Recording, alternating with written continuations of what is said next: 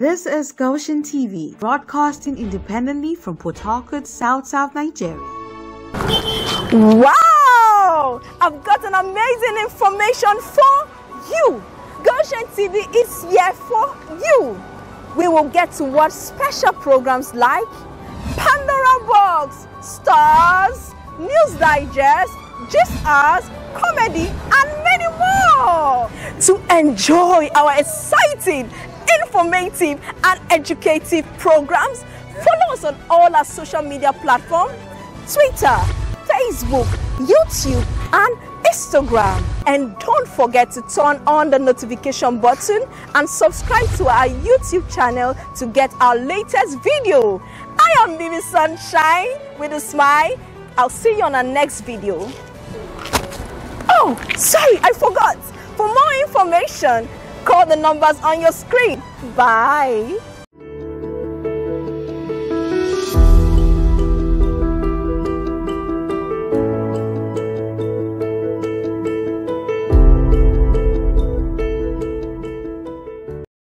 Correct me if I'm wrong.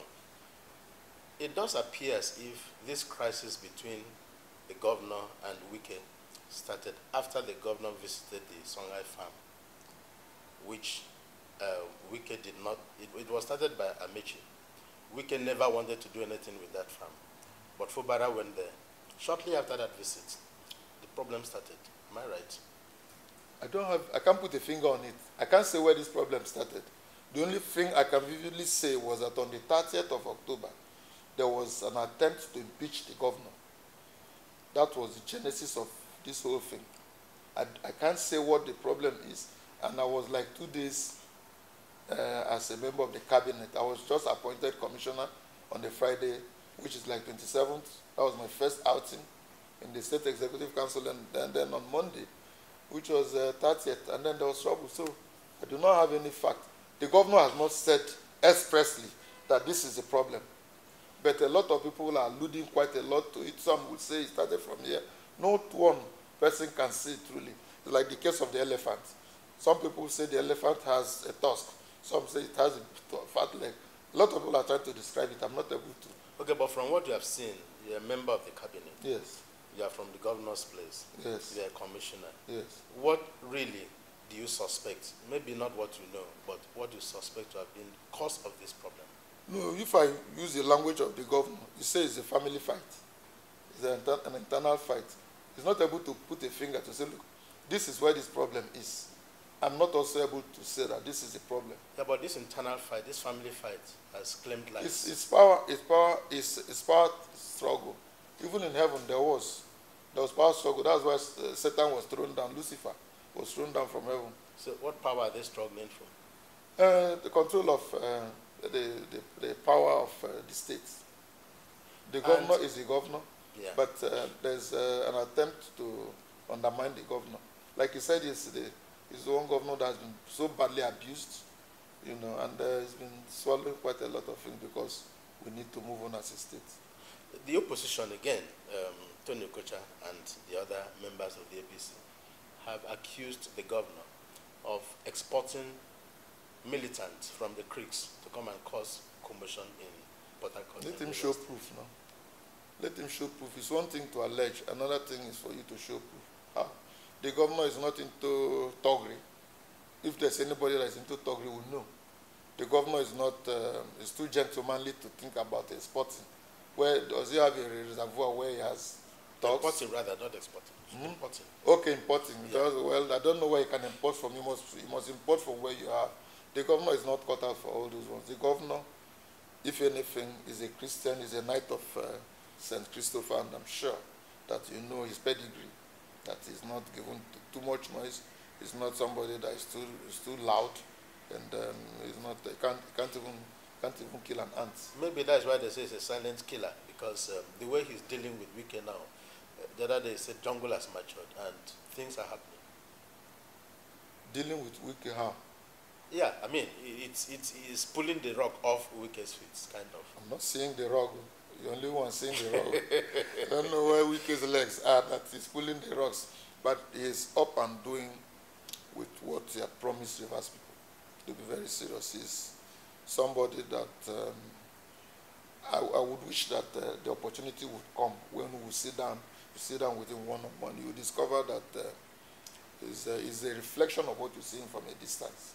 It's not given to the perception. I'm sure the organic love that Rivers people are enjoying is because of the love they have for him. It's not anything to do with an induced situation. If there's anyone that wants to induce, you know where the area to look at. But for him, no rug is being pulled. Whatever is coming is the way God has designed it to come. The other day, we heard a young guy try to detonate a dynamite, and the guy was injured, taken to the hospital. What's happening to him now? The Commissioner of Health is on that matter. As of today? I wouldn't know. I just came now. You and I, you saw me when I just came. If there's any other development, the Commissioner of Health had already addressed the matter to say that the guy is stable and is facing current medication. I want to believe that he's still stable because there's no news as to whether he has died or not. He's still very much alive. Okay, you were in Abuja, in Aso Rock, when the peace deal was struck. What really happened on that day? What were the things that happened that we, who were not there, were not privy to? Somebody has said, oh, the governor has violated everything that had to do with that peace deal. Can you tell us exactly what happened in that peace If anybody violated the peace deal, it is the Amehule group. I'm saying this because the first thing on that 8-point agenda was withdraw all court cases. First. Yeah. 2, there shall be no impeachment. 3, there shall be no premature dissolution of council. When we came back, the governor, and it was all over the media, we withdrew all our cases, even the one that was in Justice Omotosho's court. But we were ambushed. They went behind and got judgment. You took me to court. You had filed your reliefs, had made responses. I withdrew mine. I would have expected that you should also have come to that court to withdraw your own. You didn't withdraw. You quickly secured the judgment because the law is not seeing anybody. Do you understand? The law acts on the facts before it. The law, when there's no defense, if I saw Fonime stole my phone and then I went ahead to withdraw, and you put your defense that you never stole, if you withdraw your defense, the law will see my own release. That was what the law passed judgment on the Omotosho's case.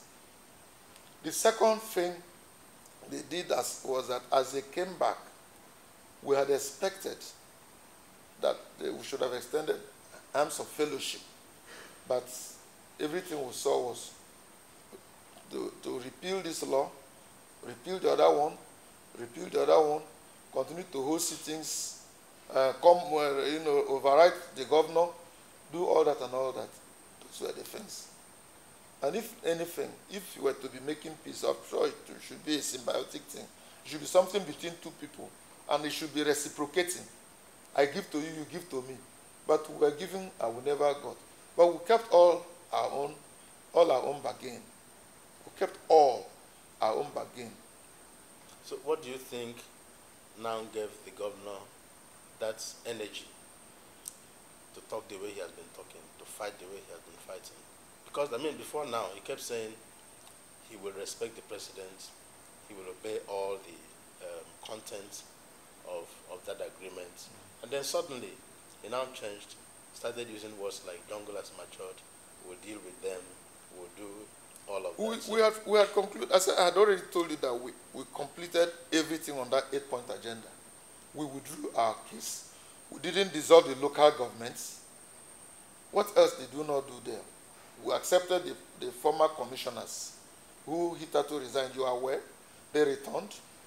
We even honored the assembly by accepting their own screening. But when it got to the point when the assembly wanted to, through the back door, take over the power of the governor, what would you expect? You must fight back, even if you're a weakling. The assembly, you were here before all of us as media people. When they invited somebody for screening, for the River State House of Assembly Service Commission. You are aware? They screened, you know that they have the right to screen, but it is not them to nominate, screen, and then swear in. If you do that, it becomes abusing the sensibilities of the government. So the government, I'm sure that one was an affront. And then the civil society organization went to court, and the court ruled that whereas the assembly has the right to screen, they do not have the right to appoint. That's Justice Dagogo's judgment, that you have the right to screen. You do not have the right to appoint. You don't have the right to nominate. Okay, but how come the governor subjected himself to the whims of the Amewule-led House of Assembly by sending nominees to them? You recall that we went to Mr. President, and Mr. President said we should let go and move on. The governor came back. I'm happy that the world could say that the governor went ahead to subject its constitutional requirement for the assembly for them to perform. We also saw when they started fluttering, they started repealing all the laws that were hitherto in existence, even those enjoyed by the previous regimes, to the extent that they will get up, say they are doing tenure elongation. They will get up, they say they are repealing local government, they want autonomy for whatever. They did quite a lot of things we were all seeing. It didn't show any hands of fellowship.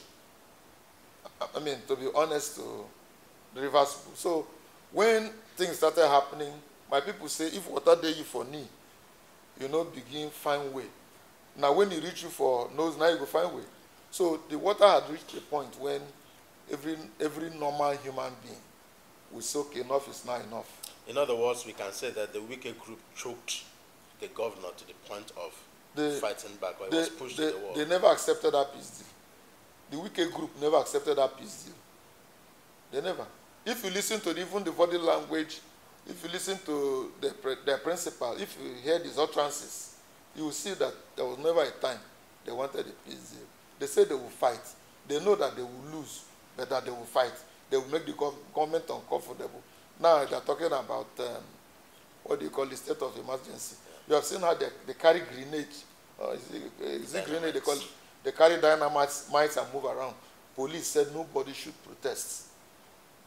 Our people agreed and stayed back. Not one person, because the governor advised on the day he swore in the caretaker committee to say, look, nobody, don't go and fight. Your local government has jurisdiction, and there are district offices. There are places you can sit that also belong to your local government. Go and operate from there. Let's allow this phase to be out of the way so that they will not play into their net. What they intend to achieve is to say, Mr. Omana and Joe Johnson are fighting, and therefore declare state of emergency. That's the desire. If you remember the Solomonic judgment, where two women who were contending over whose child that was the late one and the living one. The other one who didn't have the child say split the child into two. So that's the scenario that we found ourselves. And I'm happy that the governor, in his wisdom, is managing the situation, and people are seeing the one that is combative and the one that is peaceful. Okay, so who is combative and who is peaceful? Our governor is very peaceful. Okay, so who is combative? The other side. Okay, yeah.